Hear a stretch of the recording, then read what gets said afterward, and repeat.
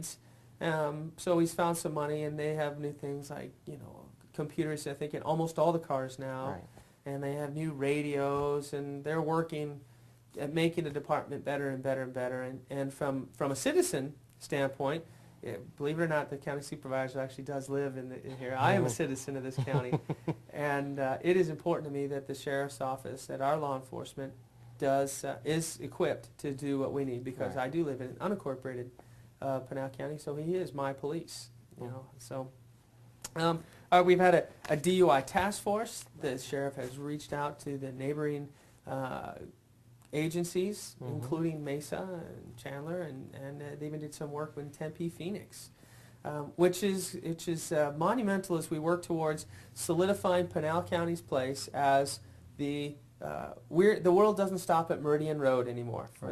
It just doesn't, and we are demonstrating that we are the growth pattern of Phoenix Metropolitan to the south and to the east, and we're demonstrating that we're headed the right way. And then finally, search and rescue. Search and rescue was a big deal this year. And it became a hot topic, especially up in your district. Yeah, very hot topic up in my district with Superstition Search and Rescue. And we won't go into too much detail, but Superstition Search and Rescue is a volunteer agency that has helped out for years, does a fantastic job, continues to do a fantastic job.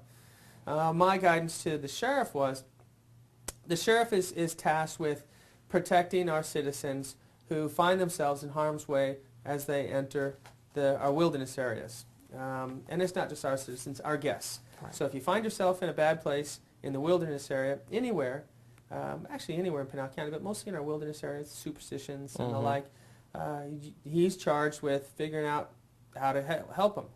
Well, the sheriff decided that he would take this Superstition Search and Rescue, this rescue asset, and kind of pull it more under his wing, under his umbrella, and then basically turn them into posse members, where the sheriff's office would pay for their training and their equipment and all those types of things, which looks like a very good step, a positive step forward, because these citizens who are stellar citizens with Superstition dedicate their time, their money to their training and resources, and get out there just to take care of our citizens, our guests.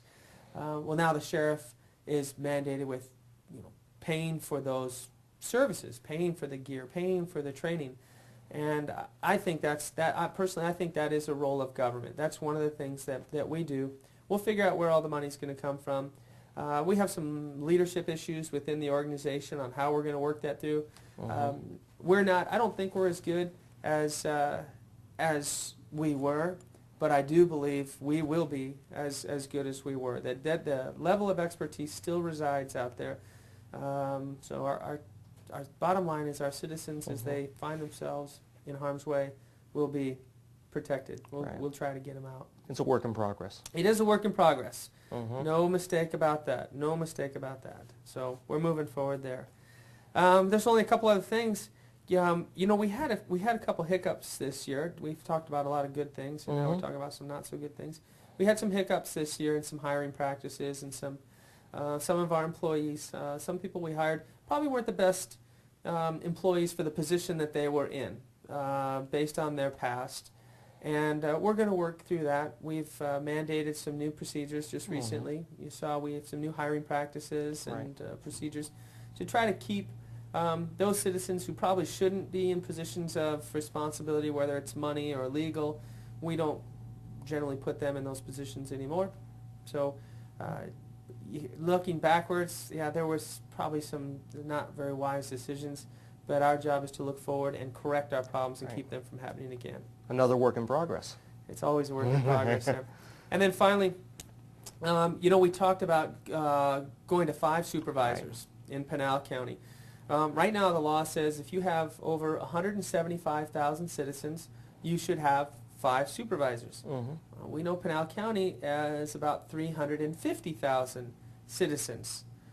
So you're like, well, why don't we have 5 supervisors? Well, it's based on the decennial census. So in 2000 we had about 171,000 people, and now we're where we are. Well, the legislature this last year passed a law, and the governor signed it, that said basically took us down to a point where they reduced the number so we would have enough to go to 5 supervisors, mandated we go to 5, and the county was leaning forward and starting to prepare to go to 5 supervisors, and there was a lawsuit brought about, and the law was knocked down as unconstitutional on various grounds.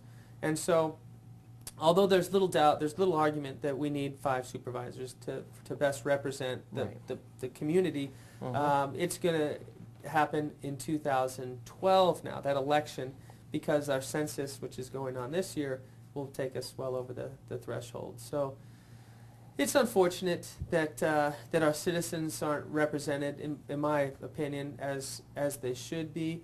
5 supervisors, with as diverse as our county is, would provide a little better representation, where the rurals would have a little more representation. They wouldn't be lumped in with kind of our urban areas. So, but it is what it is, and we will have 5. On January 1st, 2013, there will be 5 supervisors, 5 county supervisors in Pinal County. So it's been an exciting year. And I'm doing a lot of talking. What's going to come in 2010, then we talk about what's going to happen here. Economic development is still going to continue. We'll just keep driving forward. Now is the time. Now is the time to demonstrate to the world that Pinal County is a place to bring your business, to bring your company. You know, we are open for business. We talked about that a lot last year. Open for business. We are still open for business. We are in a pretty positive cash position in the county. We're not bankrupt. We'll see what the state does to us, but we look good, and we still have a workforce that's educated and motivated and dedicated and all of those type things, with affordable land and opportunity. So that's our focus, economic development out here. We talked about the census. The census is coming in 2010. I'm sure we'll have a few PSAs out there about it, getting out there, getting involved. That's big. The people have to understand that those numbers count, that we receive dollars tied to those numbers. So it's important that we receive an accurate count to see what our citizens are, so we receive the federal benefits that are tied to those numbers. Santan Valley's got their incorporation thing coming up this year. You know, the thing about that incorporation, Joe, is it's up to the citizens. There's some stuff flying around out there that the supervisor is going to decide this. The supervisors, it's not my call at all. It's not in the least. The citizens of Santan Valley will decide what their future holds. And we at the county have provided that information for them as well. What does a tentative budget look like? What are the boundaries? And some frequently asked questions. We have that on the website because our position is pretty neutral relative to, you do what you think you need to do. These are the pros, these are the cons. Just, moving forward. I think it's critical that this community have the opportunity to self-govern. It's not right, in my opinion, that 80,000 people should fall under the control of one person who doesn't even live in the actual community. That one person is me. You can be the greatest guy or gal in the world. Still, I don't live in the community. I'd say I have probably as good a handle as anybody on what's going on in the community. But overall, a city council and a mayor, that's the democratic process, not a county supervisor telling you this is what you're going to do. All politics is local. All politics is local, and I think this is an opportunity for these citizens to take control of where they're at. Speaking of Santan Valley, I didn't even mention that. Santan Valley didn't exist until July 1st of this year, and the citizens were all there, but they were a disjointed, discombobulated Where were they at group. exactly? Yeah, and when we talk about economic development, that was my key. That was the number one thing. How do we get jobs out here to these citizens? How do we improve quality of life? And the number one problem was no identity.